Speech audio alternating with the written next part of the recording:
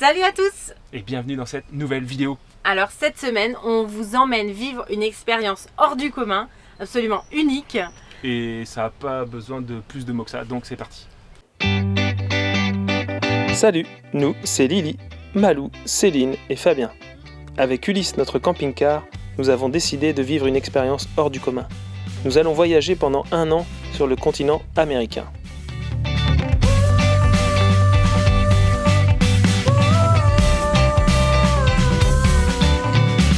Si vous voulez suivre nos aventures, n'hésitez pas à vous abonner. Et maintenant, calez-vous bien dans votre canapé et prenez la pause.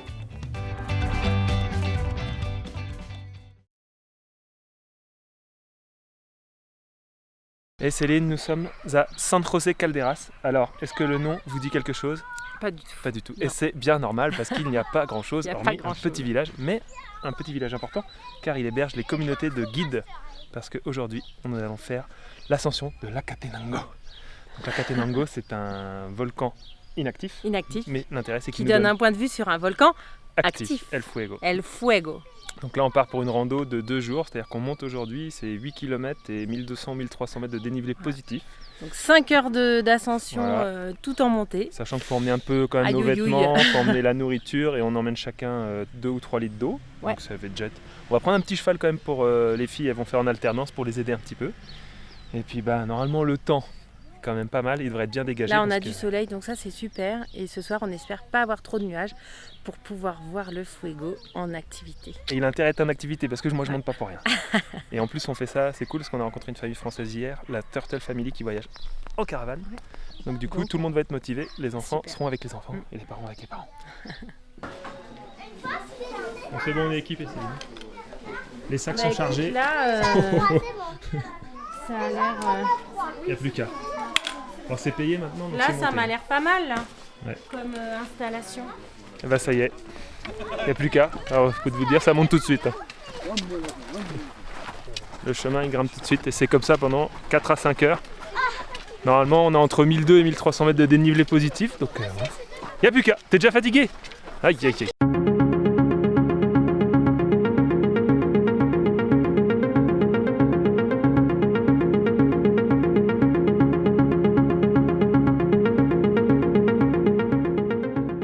Je pense qu'à la caméra on va pas trop se rendre compte de la pente, mais comme vous l'entendez, ça monte. Donc la rando elle part quasiment à 2500 mètres d'altitude et du coup le camp de base il doit être vers 3006, 3007. On fait à peu près 1200 mètres de dénivelé positif. Et après si vous voulez aller jusqu'en haut de l'Acatenango, ce sera demain matin, départ à 4h du matin pour monter presque à 4000 mètres. On verra si on est motivé. Alors, il y a un tout petit morceau qui est très étroit donc les gens doivent descendre des chevaux et ça fait bizarre, on fait du plat, on a 20 mètres de plat, trop bien. Oh là là, qu'est-ce qu'on va vite là. Bon ça y est, ça presque fini et c'est reparti, on remonte. C'est un peu l'autoroute là parce qu'en fait c'est très étroit et on croise les gens qui descendent parce qu'il y a des départs tous les jours, donc là c'est l'heure où tout le monde se croise. Dans une demi-heure on sera tranquille. Les filles elles vont faire quand même toutes les deux au moins plus que la moitié puisqu'il y a des passages où le cheval monte tout seul parce que c'est soit trop étroit, soit trop pentu. Donc ils le font monter sans les sacs, sans personne dessus. Alors je suis content d'avoir pris un appareil et un objectif qui sont résistants à l'eau et à la poussière parce que là, on mange de la poussière. Tous ceux qui descendent, ils dérapent pas mal et du coup... Voilà, 2 km. Et en 2 km, on a fait à peu près 500 mètres de dénivelé. Donc en gros, 25% en moyenne. Mais ça veut dire aussi qu'à un moment, on va n'avoir que du 10%. Ça va être les vacances. C'est bien les filles. Déjà 2 km. Je vois déjà la lave qui est en train de cracher là. Ok. Parce que j'ai des yeux qui traversent la végétation et la roche.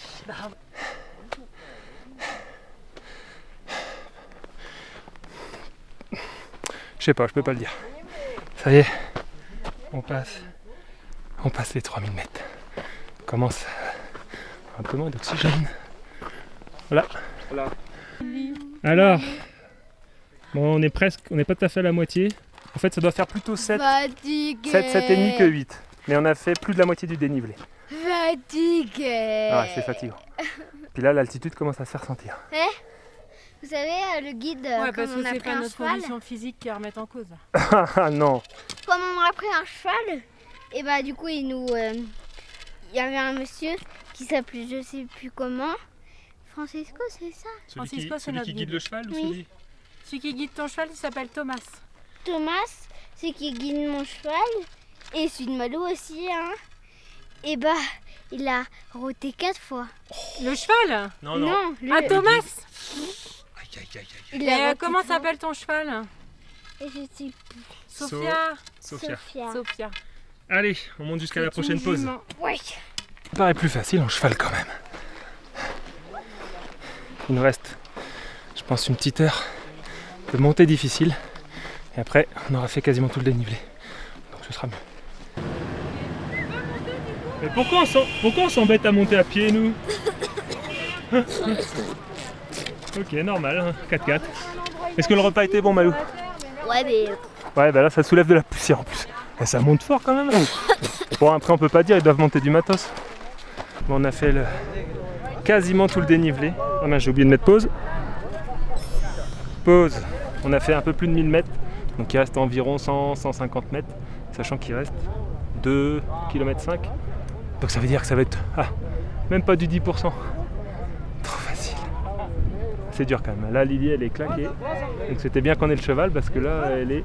Elle dort. En fait, elle a mangé, donc elle fait sa sieste.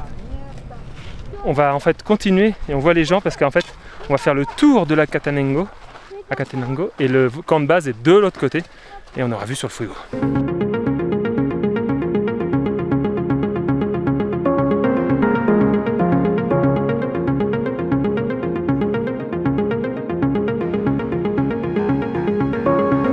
Bravo!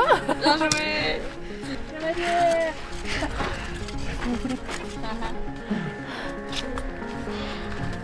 Et yes, Malou, c'est bon.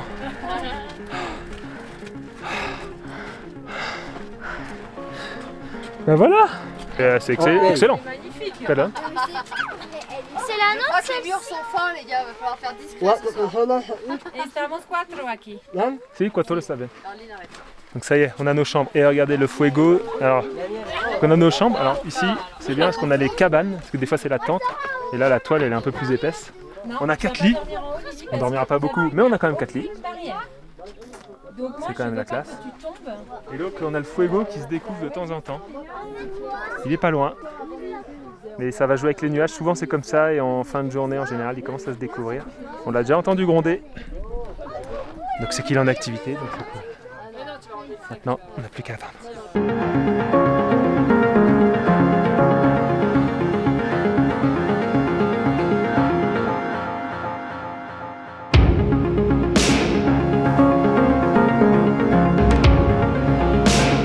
Il est 16h, donc c'est toujours voilé.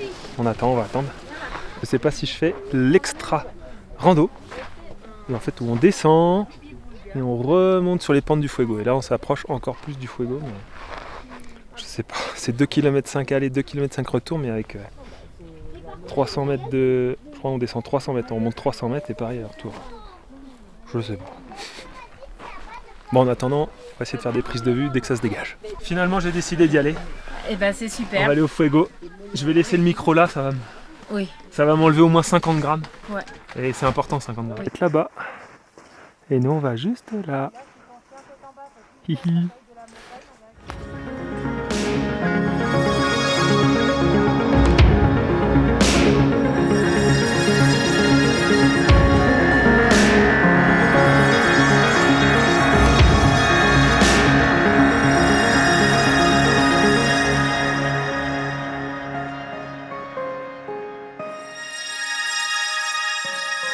Je sais pas si on va bien entendre.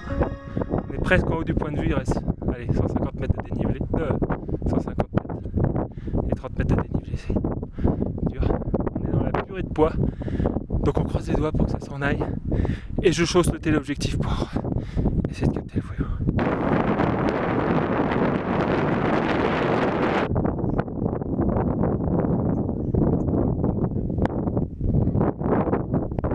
Bon, petit retour sur hier et cette nuit parce que c'est un peu décousu parce que j'ai pas refait de film. Alors en fait si. Donc en gros on est allé sur la crête qui est là-bas.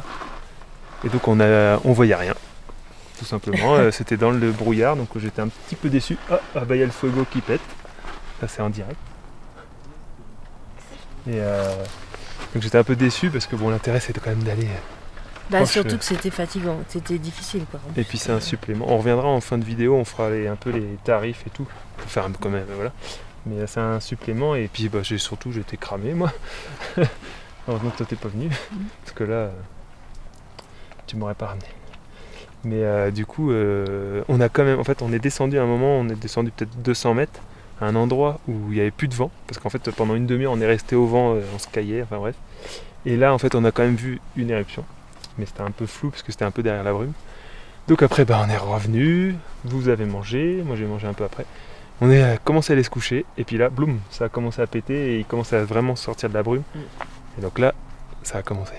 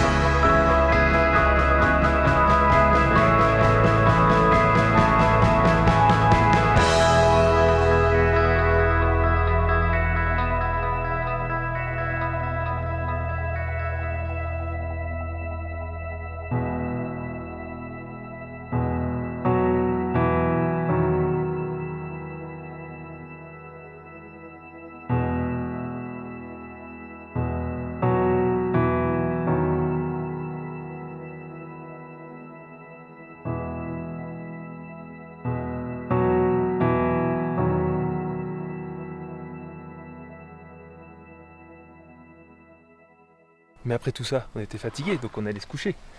Donc, ah oui, j'ai déjà fait le plan hier, mais c'est quand même du grand luxe. Je sais pas si on va bien voir, je sais pas s'il va y avoir du recul. Mais... Donc bon, on avait chacun notre lit. C'est très très rudimentaire. Bon, c'est les matelas. Les sacs de couchage. Les sacs de couchage, alors il y en avait la moitié qui était bien a priori et l'autre moitié moyen. On avait froid aux pieds et encore on est dans les cabanes donc ça va. Mais du coup en gros à 2h du matin avec Céline, comme on dormait pas vraiment, on a dû somnoler, on est sorti et on allait refaire des photos et des vidéos d'El Fuego parce que là on était tout seul, on a rallumé le feu. C'est surtout qu'on entendait le fuego péter mais de partout. Ouais. Donc nous on était là à essayer de dormir mais en vain. Donc autant se faire plaisir. Autant se lever et profiter du spectacle et franchement c'était super.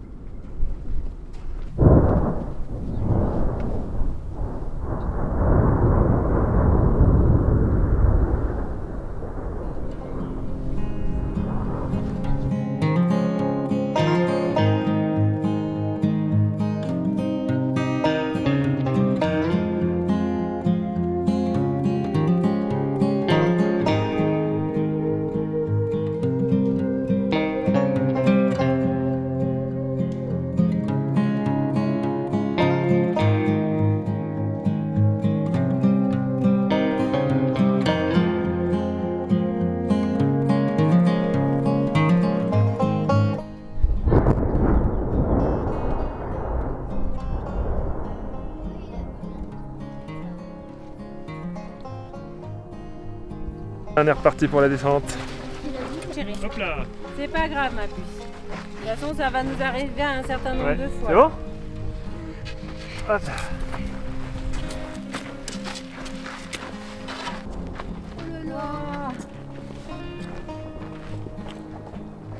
Allez, c'était le dernier baroud d'honneur du Fuego pour notre départ.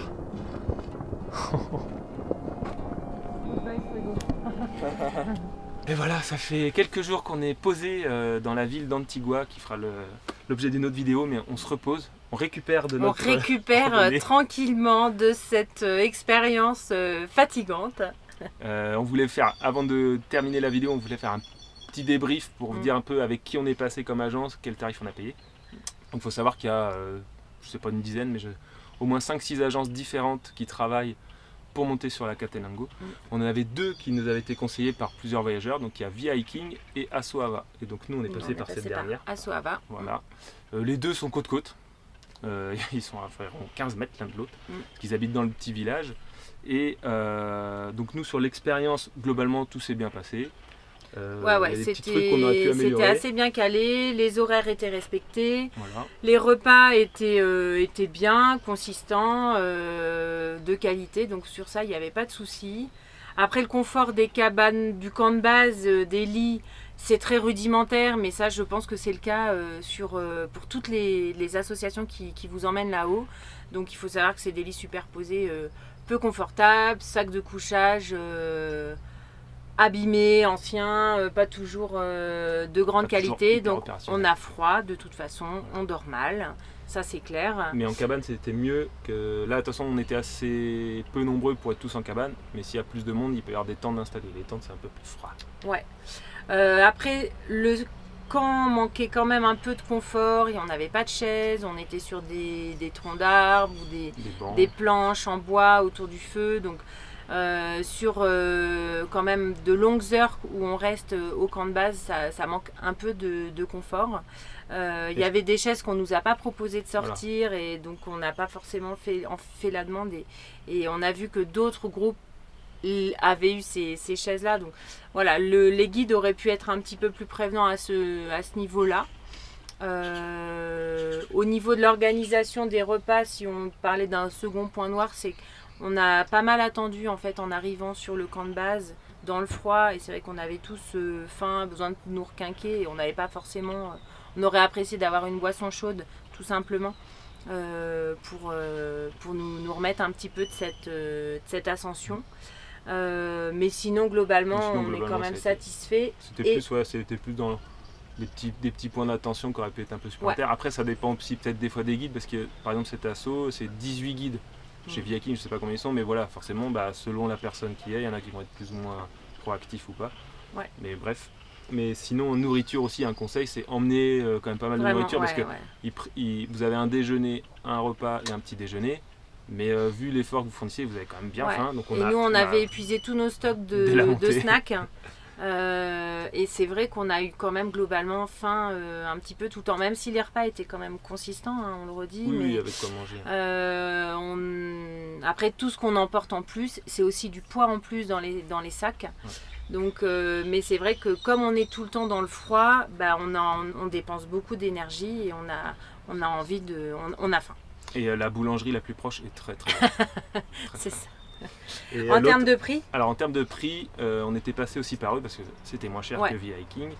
Et on nous avait dit en théorie qu'ils étaient un peu plus souples en fait au niveau organisation. Donc ça nous a arrangé, parce qu'en fait on a changé plusieurs fois de date presque au dernier moment, et même au dernier moment puisqu'on a été malade. On a été tous malades, nuit, avant de partir, et en fait le matin à 7h, en gros on partait normalement à 9h, et à 7h on a décidé de décaler, on n'était clairement pas en forme pour faire 5 heures d'ascension, donc on a annulé l'ascension le jour même. Et on a décalé à la journée d'après, et ça c'est bien fait. Donc là-dessus, la souplesse était quand même vraiment cool. Et donc au niveau des tarifs, chez Asoava, en fait, pour un adulte c'est 400 quetzals, donc ce qui correspond à environ 50 €. Et les enfants c'est 200 quetzals, donc 25 €. Et le cheval c'est... Donc le cheval, si vous faites l'allée simple comme nous on a fait, c'est 600 quetzals, donc ça fait 70 €. Voilà. Donc on a décidé de prendre que pour l'ascension. Voilà. On peut faire l'ascension et la descente. Mais bah, vous doublez le prix mais pour du le coup, cheval. vous doublez le prix. Donc, Quoi. c'est quand Ouais. même- Parce qu'en fait, le cheval ne reste pas là-haut. Hein. Il redescend immédiatement après nous avoir déposé. Donc, si on veut l'avoir pour la descente, le guide remonte le cheval le lendemain matin pour le redescendre avec l'enfant. Et si vous voulez passer par V-Hiking, en gros, c'est le cheval, c'est quasiment le même prix, mais les personnes, c'est 150 quetzals par personne. Enfin, de plus par rapport à Suava. Donc pour nous, mine de rien, sur 4 personnes, ça faisait quand même 600 quetzals d'écart. Ouais. Donc ce qui nous faisait quasiment presque 80 euros. Donc en fait, ça faisait en gros, j'ai calculé, ça faisait 30% de supplément, ce qui n'est pas négligeable. Et si vous êtes sans le cheval, eh ben, c'est quasiment 50% de plus. Donc voilà, ça se calcule quand même, si vous êtes nombreux, etc. Je pense que les prestations sont un petit cran au-dessus. Mais après, globalement, l'expérience, voilà, le volcan c'est le même. Les camps de base, ils sont situés à quelques centaines de mètres l'un de l'autre. Donc voilà. Mais comme ça, vous avez de quoi choisir. Voilà. Et puis bah voilà, c'est terminé pour cette vidéo. On va aller espère se retourner que se coucher, vous l'avez aimé. Ouais, on va continuer à se reposer parce qu'on a tiré dur sur la corde. En Attends, tout je crois cas. qu'il y a Lily qui veut dire un truc Ah, tu veux dire quelque chose, pour Lily? conclure.